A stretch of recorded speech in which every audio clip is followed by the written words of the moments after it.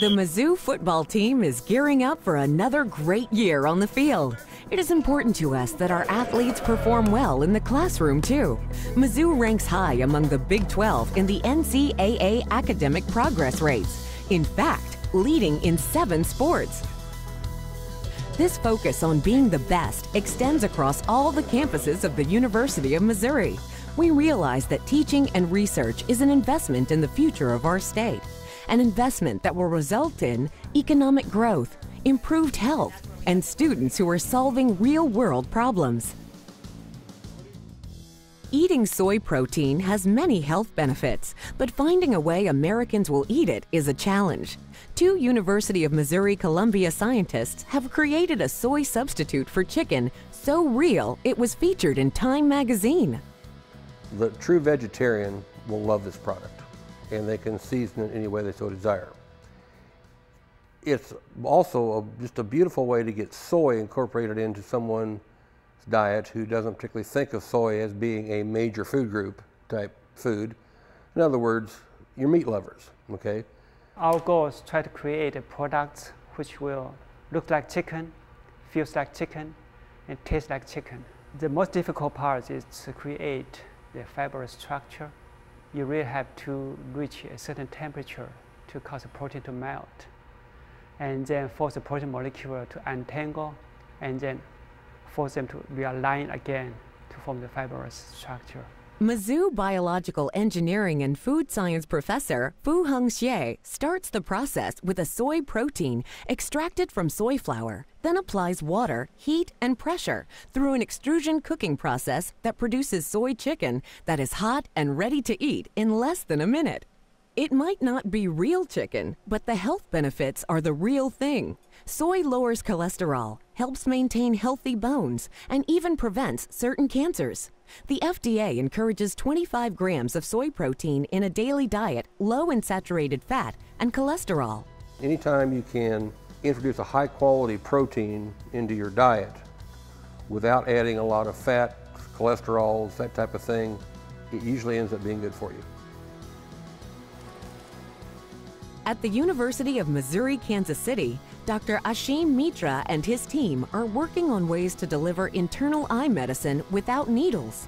The back of the eye diseases are becoming extremely common, particularly in the Caucasian population, as well as aged elderly population above 60. So there is a very good chance 1 in 10 may be affected with one of the diseases of the back of the eye. And right now, it's big needles going into the back of the eye, which is painful therapy.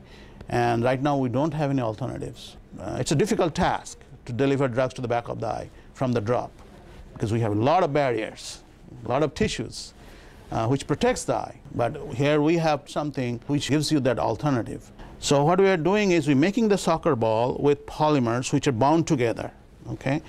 The outside of the soccer ball is very water soluble, means it likes water. And inside is very oil-like, lipid-rich. So that if your drug is lipid, it's going to go inside, stay inside. It's not going to come out. And this soccer ball is so water-soluble, it goes easily through the white portion, which is the sclera. As it comes close to retina, what it does is releases, it opens up. It releases the drug and it goes into the retinal cells and it's bound there. Dr. Mitra understands how the true impact of research extends beyond the lab. Technology is always moving forward. New products are being delivered. So if you want to compete in a global environment or even in the US with other universities, you have to have research. Dr. Marisa Crow and her students at the Missouri University of Science and Technology are developing the needed know-how to make a future smart electrical grid that works for us. We have a very mature grid. It's very robust. I mean, how often do the lights go off? You know, I always like to point that out. You know, our grid is more reliable, for example, than our laptop, than our cars, than many things. But we also have, coming into this very mature technology, an influx of many new technologies. For example, you have a refrigerator, which is a large load on the system when the compressor comes on. And you also have your, your air conditioning system. And maybe you have your dryer on. Okay, these are all big loads on the system. Now what we might have, for example, is we might have solar panels, or we might have wind. And so the wind's going to blow and we say, okay, this is a good time for the air compressor to come on your refrigerator.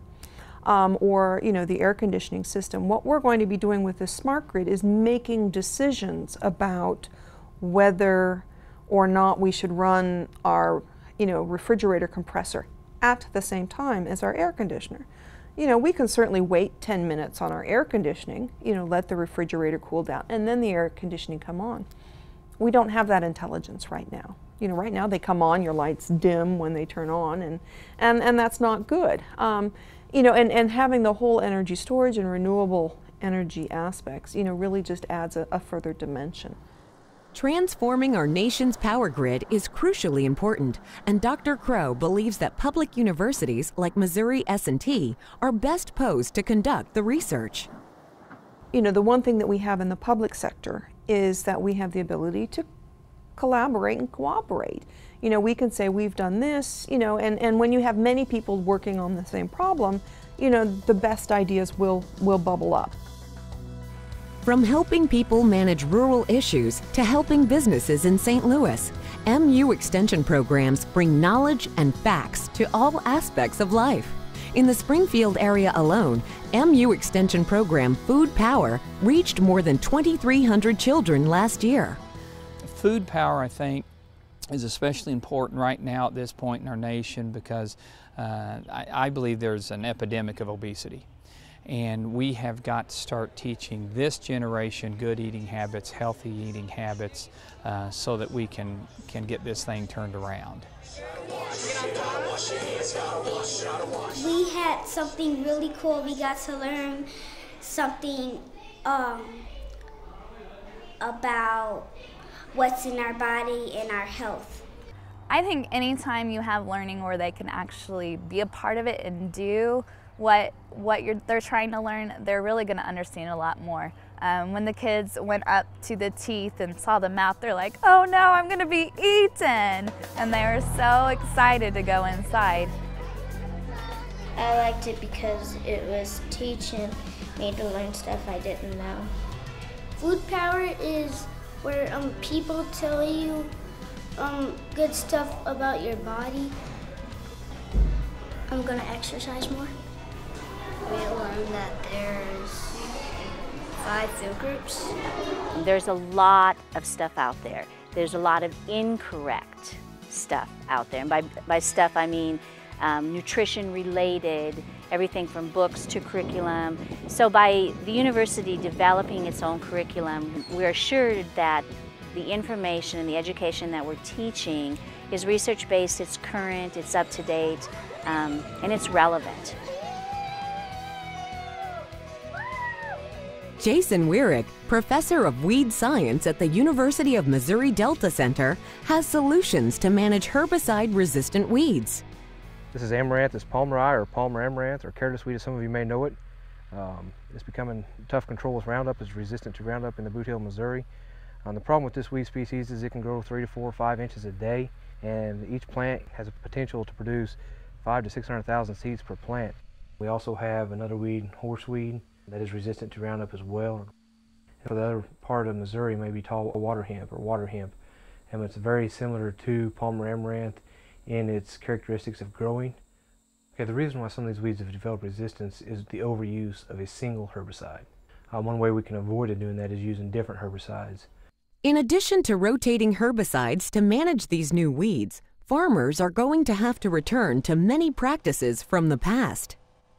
Cultivation has been around for years to effectively till the weeds out of that crop. Another thing that a lot of producers are using around is wick bars. The only difference is now we're using other herbicides instead of back then we was using glyphosate. We need to be scouting our fields when we're harvesting. We need to be taking notes and mapping these fields out where the weed populations are that we're having trouble controlling with. And taking a moldboard out there and turning that soil over 6 inches and getting that seed buried. Other management practices include applying herbicides in a more timely manner, rotating crops as well as chemistries, and the return of good old hoe crews to manually chop the weeds from the field. The days of easy weed control are over. We're going to be spending a lot more time managing these weeds than we have in the past.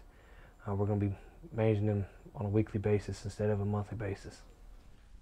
Although controlling weeds will require more effort, farmers who adopt the best management practice will make more money than the loss in yield if the resistant weeds go unchecked. We could effectively manage these weeds with the best management practice and make just as much money per acre as you would have with a continuous glyphosate system. 9 out of 10 adults over 50 need bifocal glasses, yet there's been no major change in that technology for 200 years, until now. Bifocal eyeglasses was invented by Benjamin Franklin 230 years ago. And then the trifocal eyeglasses was invented by John Hawkins. It's about more than 180 years ago. So since then, there has no significant change. When people use the current bifocal eyeglasses, they use only a small strip in the bottom of the eyeglass for reading. And for our glass, we can use the entire lens for reading, for watching TV, and also for distance vision. So for every task, you can use the entire lens. By tracking the movement of the two eyes, we are able to determine how far is the object from the viewer. And then by using that sensor, we can determine the distance, and then the eyeglass are able to automatically adjust the power. Our lens will be fast enough for switching between the near vision and the far vision. Yeah, so this can be critical for driving, Dr. Guoqian Li and the university have patents pending for this new type of lens and will soon be testing wearable prototypes. If commercialization goes well, you can expect glasses with variable lenses to hit the market in about 5 years. As you know, for the progressive eyeglasses, one piece of lens is between $300 to $500. And we think that it's feasible to make our glass at the cost of that range. These are just a few of the ways that the University of Missouri works to fulfill its critical missions: teaching, research, service, and developing Missouri's economy. The University of Missouri makes a difference every day.